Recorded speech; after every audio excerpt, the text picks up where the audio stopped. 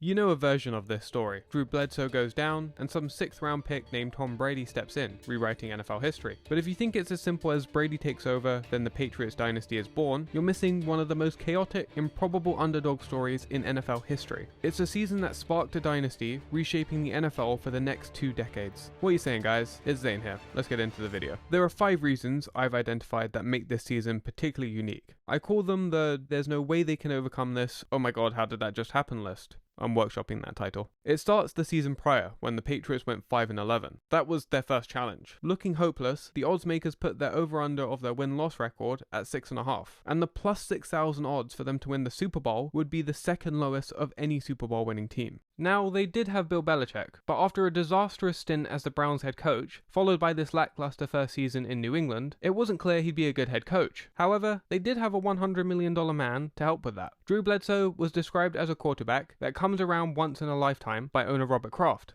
The Patriots had also signed a franchise record 22 free agents, but they didn't make any moves that would indicate immediate success. But before the season could even start, quarterback coach Dick Rabine, the man who actually discovered Tom Brady, died of heart failure at just 45 years old. The season now had even more meaning. Unfortunately, the first game gave credibility to the odds makers. The Patriots lost to the Bengals, who weren't very good. They finished the year 6-10. However, that would quickly be forgotten as the country was attacked on September 11th. Returning after a brief postponement to games, emotions were understandably high. But to make matters worse, with 5 minutes left in week 2, it looked like the Patriots season was over.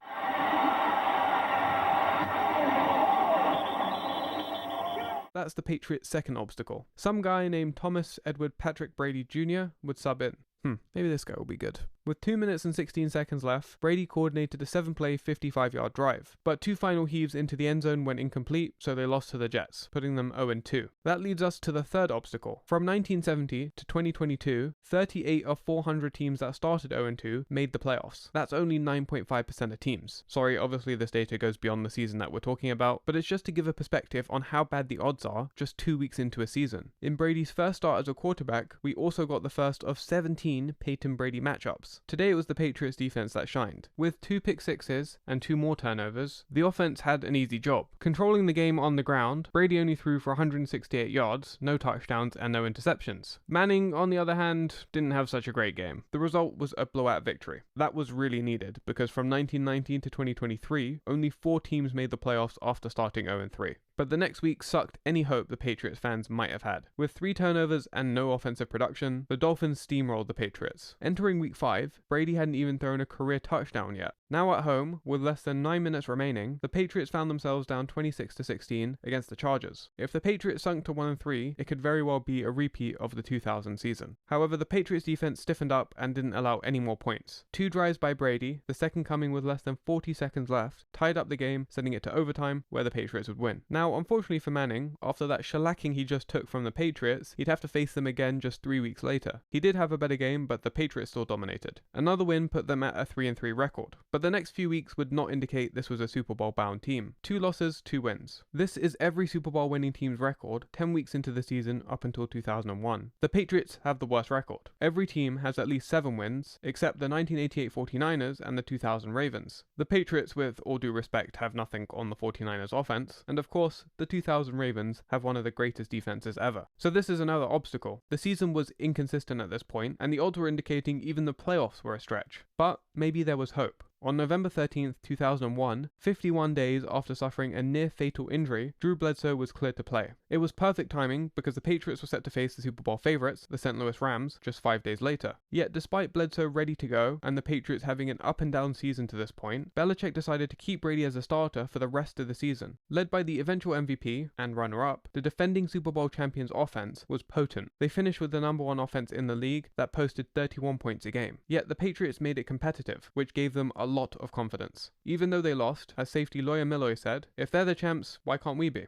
Rams coach Mark Martz even said to Bill Belichick after the game, "We'll probably see you again. There's only one place that rematch is technically possible." What followed would be a departure from the up and down season so far. A win against the Saints in week 11, then against the Jets in week 12, put the Patriots at a 7-5 record. The AFC East was up for grabs. The Jets sat at 7-4, and the Dolphins led with an 8-3 record. So even one loss might destroy the Patriots' playoff hopes. No problemo. In the most unlikeliest of situations, the Patriots, led by the 199th pick from the 6th round, finished off the season with victories against Cleveland, Buffalo, Miami, and Carolina. That would mark an 11-3 run, including a 6-game winning streak to finish the season. But if you think the regular season was surprising, the playoffs were about to break the NFL. January 19th, 2002, a snowy afternoon at Foxborough Stadium. The conditions made the game less favorable for either team, but the Raiders seemed to adjust better than the Patriots, with a 10-point lead heading into the fourth quarter. Not realizing the power of the man who had started the season coming off the bench, Brady engineered a 10-play, 67-yard drive, capped off with none other than a 6-yard Brady run to bring the score within 3. After drives that went nowhere by both teams, the Patriots defense forced another punt for what looked like the Patriots' final drive with 2 minutes and 41 seconds left. But then, with a minute 50 remaining, at the Raiders' 43, this happened. After reviewing the play,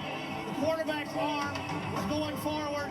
It is all right. Patriots retain the ball. And so the infamous tuck rule game was born, which is our 4th reason on my terrifically named list. Momentum had shifted. The Patriots were set to tie the game with 27 seconds left. Adam Vinatieri had got practice earlier that season with a game-winning field goal against the Bills. Again, he drilled it, sending it to overtime, where he followed it up with another successful kick, this time to win the game. Heading into the AFC title game, the Patriots were 10-point underdogs. So confident were the Steelers that they had their suitcases ready at the stadium to leave for New Orleans. Jerome Bettis, who rushed for 1,072 yards in just 11 games, missed the last 6. The Russ had clearly consumed the bus, who rushed for just 8 yards on 9 attempts today. The Patriots forced the Steelers to throw, which they did, just not very well. Quarterback Cordell Stewart threw 3 picks and fumbled once, but the Patriots would have a problem of their own. With a minute 40 left in the second quarter, Brady completed a 28-yard pass to Troy Brown, but was taken down awkwardly at the end of the play. He'd have to leave the game with an ankle injury. Alas, the Patriots had a $100 million man waiting on the bench. Even though he hadn't played a snap in over 4 months, Bledsoe had no problem stepping back in. But after building a 21-3 lead midway through the third quarter, the Patriots decided to make this a game, allowing 2 touchdowns in 7 minutes. Despite that momentary lapse, they regained focus, blocking a field goal and coming up with 2 of their 3 interceptions in the fourth quarter. After the game, the media would play up this quarterback controversy, but at this point, it was Tom Brady's team. With 2 weeks left till the Super Bowl, he had plenty of time to heal his ankle. The Patriots had just taken down the number 1 seed in the AFC, despite being 10-point underdogs. However, what waited for them was even more doubt. They were even bigger underdogs against the greatest show on turf, defending champs, also underdog quarterback-led St. Louis Rams. 14 points to be precise. Which leads us to our 5th reason. No team had ever been double-digit underdogs twice in the playoffs and won the Super Bowl. Could the defense, led by the eventual defensive grandmaster Bill Belichick, out-scheme the defending Super Bowl champions? Playing aggressive press coverage, sometimes even having 7 defensive backs on the field, the Patriots threw off the Rams' rhythm. They also did an excellent job containing runner-up MVP Marshall Faulk. Faulk, who led the league with 98.7 yards a game and just rushed for 159 yards against the Eagles, finished with just 76 today. The Patriots contained him well, not allowing any massive runs, the longest going for 15 yards. The first score of that game came on a 47-yard pick-6 by Ty Law, which set the tone for the next 2 quarters. In the fourth quarter, the Patriots had a 17-3 lead, but the Rams finally got something going. In 5.5 minutes, the Rams marched 12 plays and 76 yards. But then, 4th down and goal to go at the Patriot 3, and they are going to go for it.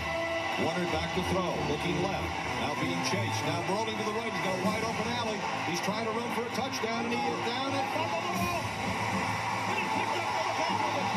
25, 30, 35, 40, 45 midfield, and it's caught Bucky Jones. He's going to go all the way. Penalty marker on the field on the far side, so hold everything. Defensive holding, Patriots. the Patriots almost sealed the game, but with another shot, Kurt Warner rushed in for a 2-yard touchdown. After some 3-and-outs by both teams, the Rams had possession at their 45 with a minute 51 left. In just 3 plays, they scored a touchdown. It was now 17-17. Just a small problem. It meant Tom Brady had a minute 21 left to score. That's a minute 21 too much, even with no timeouts remaining. Instead of playing it safe, running the clock out for overtime, Belichick trusted his man. With a quarterback like Brady, going for the win is not that dangerous. He's not going to make a mistake. Brady completed 5 of 8 passes, marching down to the Rams' 30-yard line with 7 seconds left. That set up one of the heroes of the season, Adam Vinatieri, who at this point had never missed a kick in the dome. Tonight was no different. Tonight, a dynasty is born, baby. Damn, that was prophetic.